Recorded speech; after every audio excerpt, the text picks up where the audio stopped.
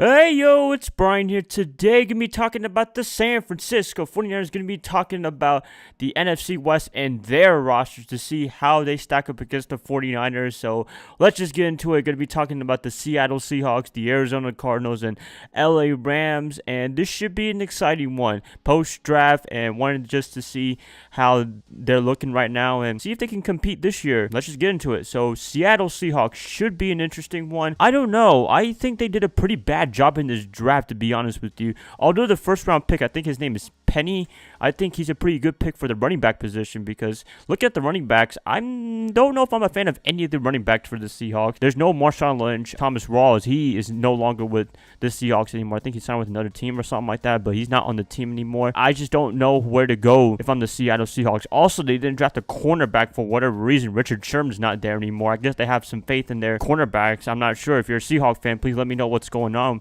with this team. I don't know if they addressed the offensive line position as well. It's kind of questionable, but what can you do, right? Russell Wilson that can't take a beating all day. You don't want him to get hurt, because if he gets hurt, then it's going to be a long struggle for the Seahawks. And the ways of the Seahawks being a dynasty is pretty much over, because they lost their chance in 2014 to beat the New England Patriots, but they didn't run the ball. Instead, they passed it to Malcolm Butler, and damn, Super Bowl is the New England Patriots. Kind of sucks for the Seahawks, but hey, what can you do? We're all 49er fans, so we can all be happy that they didn't win the Super Bowl and become a dynasty that they're supposed to be. So, too bad. Biggest concerns for the Seahawks, to be honest with you, are the running back position, the offensive line, and defensive back. Still very questionable, as I keep saying, with Earl Thomas. I don't know what they're going to be doing with him. I've heard he might get traded. Cam Chancellor, don't know what's going on with his neck issues. Just overall, brand new team. A lot of players. Michael Bennett's not there anymore. Just a bevy of players are gone, and this is going to be a almost brand new roster. Well, I wouldn't say brand new, because you still got Russell Wilson, pretty damn good quarterback. But other than that, in terms of everywhere else, I think this team is going to be struggling a little bit, and I don't know if they're going to have a winning season for the first time since 2010 or 11. It's been a while that they didn't have a winning season, and last year they didn't win 10 games, which was pretty unusual. But hey, not everyone survives the NFL world of salary cap. That's pretty much what took the Seahawks down. It wasn't any team that took them down. It was just themselves, because you got to pay everyone else, unfortunately, LOB and everyone. And that's what happens. Seahawks, I think they're going to be struggling a little bit this year, but we'll see what happens. We'll see if they can prove me wrong. The Arizona Cardinals, kind of interesting case right here. They have a couple of quarterbacks. They drafted Josh Rosen from UCLA, which he looks pretty good. I'm kind of a fan of his. I see some of his tape. Not too bad of a quarterback. They also got Sam Bradford, Mike Glennon. They got a bunch of quarterbacks right now, but I'm pretty sure they're going to only keep 2 or 3. It's up to Steve Wilkes and see what he wants to do.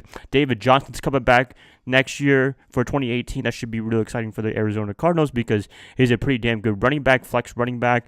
Love to see what he can do. Larry Fitzgerald, always the reliable man, but how long can he deal with this quarterback change? Because he's dealing with a lot of quarterback changes, as much as the Cleveland Browns have been going through quarterbacks. Larry Fitzgerald is not a stranger to new quarterbacks. I don't know. I mean, they're kind of okay. They still got Patrick Peterson, a beast of a cornerback, but other than that, I just don't see this team doing well. I mean, I think they got some fluke wins over the 49ers last year, to be honest with you. Adrian Peterson decided to have a good game against us last year. I think it was the second meeting at Levi Stadium. Adrian Peterson just went out for like 158 yards. It was pretty ridiculous. After that, Adrian Peterson decided to struggle the rest of the way. I think he had one other good game as a Cardinal, but other than that, nothing good to say about it. It's Steve Wilkes' first season, so I expect him to struggle a little bit too, like the Seahawks, maybe a little bit worse. But maybe they're being built for the future, because they believe in Josh Rosen. They drafted him with the 11th pick overall. I think they ended up trading up with the Raiders. I think that was who they traded up with to get Josh Rosen. Hopefully they can do something in the next couple of years, but this year I really don't expect anything too crazy. And Larry Fitzgerald, I don't know how long he's going to be playing for the Arizona Cardinals, but we'll see what happens. In terms of the NFC rankings, I would rank them a little bit lower than the Seahawks on paper, but maybe they'll prove me wrong. It's kind of hard to tell, but I believe they're going to be struggling this year. And the grand finale, the guy everyone's talking about, the Los Angeles Rams. Yes, the big bad Rams, the ones that won the NFC West last year. Kind of disappointed in the first round against the Atlanta Falcons. Talent-wise, they look pretty damn good. They have a pretty good squad. Jared Goff leading the team as the quarterback, Sean McVay. Innovative offensive mind. Wade Phillips, pretty damn good 3-4 defense. What can you say about this team? They got Brandon Cooks pretty much for a first rounder, so that's pretty much who they drafted if you want to consider that. They got a trade with from the New England Patriots. I think that's going to be a really good piece for Jared Goff. Also, the defense looks pretty much improved. They got Aqib Talib, Marcus Peters, just a lot of players that they got from free agency, and the draft is looking more for depth. I'm pretty sure the Rams looking pretty good. Todd Gurley, the running back, just on paper they look really good, but I'm not sure if they can sustain the success that they had from last year. It's going to be a little bit questionable, but I think for the Rams, they might be able to replicate that success. It depends. There's always teams that always do good for one season but then end up disappointing in the next season. Maybe the Rams are like that. I don't know. Hopefully they are, because I'm a 49er fan. We got to let the Rams fail a little bit in LA. Although I do have a little bit of love because I used to live in the LA area, but still, got to see the Rams fail a little bit. Hopefully they can have a disappointment and not replicate the season that they had last year.